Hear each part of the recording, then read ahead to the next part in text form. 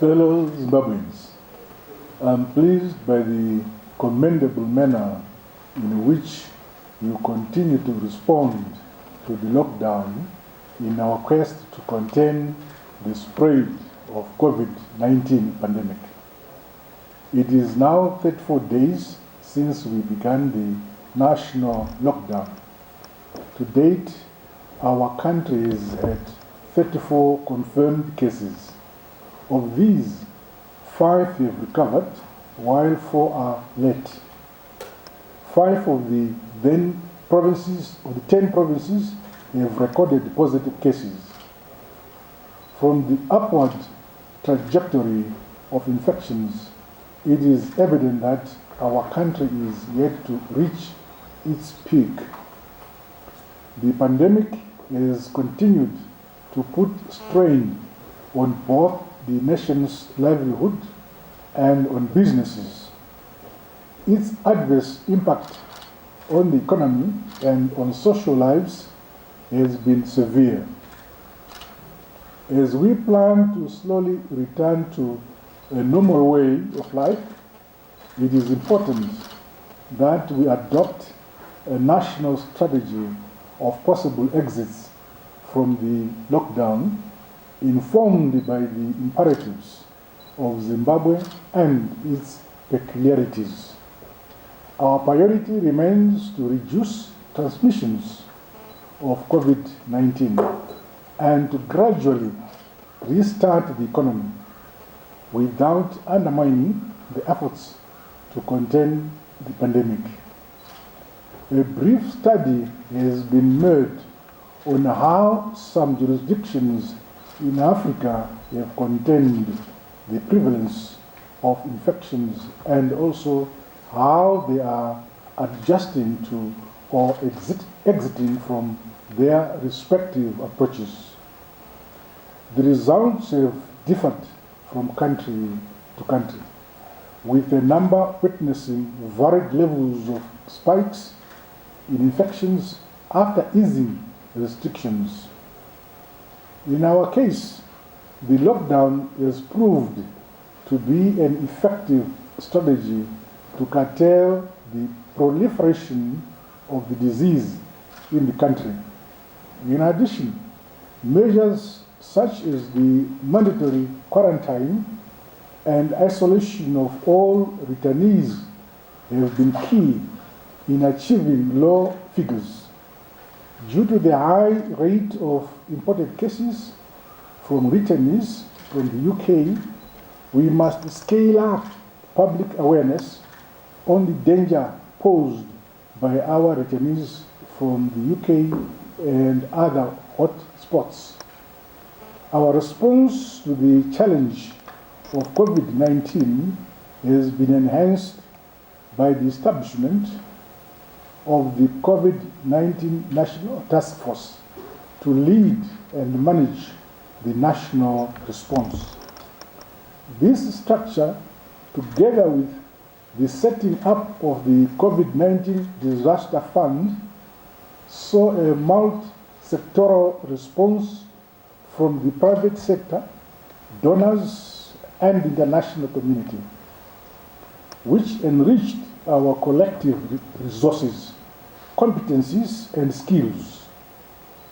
It is imperative that our nation continues to act on 2 fronts, namely saving people's lives on one hand and saving the national economy on the other hand.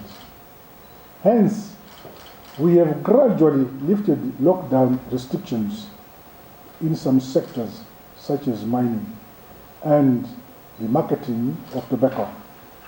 Noticing that there is now a gradual increase of infections, the lockdown will continue for the next 14 days. However, relaxed to level 2. This entails the following adjustments. 1. All people must wear masks of any type, including homemade ones, outside their homes.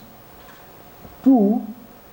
The reopening of industry and commerce provided that companies must ensure mandatory rapid diagnostic testing of all employees, social distancing in the workplace, sanitization, and that all employees wear masks. 3. Operating hours shall be from 8 a.m. to 3 p.m. 4. For the avoidance of doubt, the informal sector remains closed, except the agriculture and the food supply chains, markets. All those who are vulnerable should approach the Department of Social Welfare to register for assistance. 5. Public buses only will be the mode of public transport. Omnibuses, like combis, and smaller taxis are still not permitted to operate. Bus operators must ensure that their buses are disinfected twice daily and that commuters wear masks, have their temperatures taken, and hands sanitized before boarding the bus. Social distancing must also be maintained within all buses. 6. Industry and commerce and bus operators can only reopen and operate upon fulfilling the outlined requirements. Health inspection teams will immediately randomly check for compliance. Those who fail to comply will be stopped from operating. 7. The maintenance of mandatory and quarantine protocols in line with regional and international standards will continue. Returning residents and international travelers to the country will be put on a 21-day mandatory quarantine with full testing on day 1, day 8, and day 21. 8. Churches, gyms, bottle stores, bars, beer halls, and other leisure and recreational facilities remain closed. 9. Gatherings of less than 50 people are to be maintained. This partial relaxing to level 2 is designed to restart certain sectors of the economy, while recognizing the compelling urgency in maintaining the lockdown. Overall, we must remain cautious for as long as the infection curve has not converged with our health delivery readiness curve. To this end, new laboratories have been identified to increase and decentralize testing. We envisage that this will further increase the numbers of people tested so as to inform transmission patterns and response strategies. Zimbabwe's strategy and response to the pandemic, as outlined above, has taken into account our nation's realities. These include 1. The illegal sanctions and the associated vulnerabilities and sensitivities. 2. A large informal economy which will impact on the nature, scope, and anticipated impact of our interventions. 3. An economy which is highly import dependent, a situation that has exposed us to the shocks of disruptions in the external supply chain, as the source countries imposed lockdowns and as international freight systems are crippled. 4. A notable diaspora population from the red zones, many of whom are opting to come back home, thereby threatening to constitute a large number of imported cases in the country. The continued partial lockdown is therefore critical to contain the spread of the virus, and government has seen it fit to equally mitigate the debilitating effects of the pandemic on the economy. As such, we have put in place an economic rescue and stimulus package to respond to COVID-19. So far, our response to this pandemic has seen us putting in place a Zimbabwe dollars 18 billion economic rescue and stimulus package, which amounts to 9% of our gross domestic product, GDP, or 28.6% of the 2020 national budget. The package is proportionate to the disruption the virus has caused in our national economy. This economic rescue and stimulus package is designed to scale up production in all the sectors of the economy in response to the adverse effect of COVID-19. The package will also be used to address the needs of the small-scale industries, improve health facilities, reduce poverty and hardships, and assist the vulnerable groups in our society. While most countries will continue to benefit from financing packages from multilateral lenders like the IMF, the World Bank, and AFDB, Zimbabwe will unfortunately not benefit.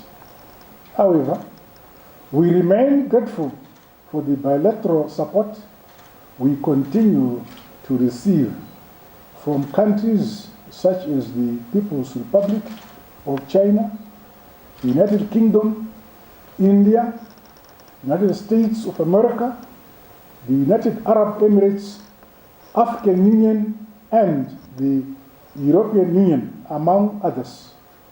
We equally commend the business community, humanitarian organizations, and the non-governmental organizations who are assisting the country at this time of great need. Our rescue and stimulus package of Zimbabwe dollars 18 billion is therefore based on our aspiration to meet the diverse requirements of our national economy that include capacitating the micro, small and medium enterprises, as well as those in the informal sector. These institutions have borne the worst brunt of the lockdown due to the COVID-19 pandemic. An amount of Zimbabwe dollars 500 million of the package has been set aside for the micro, small, medium enterprises sector to assist this sector. The lack of income for the small companies and individuals has resulted in an increased number of vulnerable households in the country. This situation has been worsened by the ongoing drought, which has led to huge food deficits requiring imports to bridge the gap of our requirements. Government is therefore introducing a food grant program to the tune of Zimbabwe dollars 2.4 billion for the rest of 2020. This window is earmarked to protect the vulnerable members of our society, while additional resources will be allocated for the provision of social welfare services, including the needs of pensioners. Meanwhile, another amount of Zimbabwe dollars 500 million will be set aside for the tourism and hospitality industry, a sector which has been hardest hit by the lockdown. The mining sector is the largest foreign currency earner in our economy. In order to incentivize investment in this sector, a credit support facility of Zimbabwe dollars 1 billion will be availed. This is designed to support large and small-scale miners, as well as speed up the implementation of a computerized mining cadastral system. To ensure employment levels are maintained or even increased where possible, an amount of Zimbabwe dollars 3 billion will be for the manufacturing sector to assist with funding to cover capital and operational expenses. An amount of Zimbabwe dollars 6.1 billion shall be dedicated to stimulate agricultural production in our quest to ensure that the country becomes self-sufficient in food production. Over and above the efforts made to date to strengthen the health sector, government is enhancing funding to the health sector by an additional Zimbabwe dollars 1 billion from the facility, which will see the upscaling of the country's hospitals and other healthcare facilities. The funds will also be used to procure the much-needed COVID-19 testing kits, personal protective equipment for the medical personnel, and for the purchase of drugs. An income tax break is hereby instituted with immediate effect for healthcare workers and healthcare institutions for at least 6 months. The funds to be availed to the productive sectors of the economy that include agriculture, tourism, mining, manufacturing, and the MSMEs will be accessed through normal banking channels. Concessional terms and conditions that include interest rate of 10% per annum will apply. A grace period of 6 months and repayment periods varying from 1 to 4 years, depending on the nature and the scope of business to be financed, will be applicable. On another note, you will recall that I held an Indaba in Bulawayo last year with the players in our creative cultural industry. Generally, this is an industry which thrives on crowds by way of shows, performances, and exhibitions. Expectedly, the lockdown has denied this vital sector the crowds which are its vital lifeline. I have therefore instructed the Honorable Minister of Youth, Sports and Recreation, Dr. Kest Coventry, to make a proposal to government on how best this sector can be helped to mitigate the impact of the COVID-19 pandemic.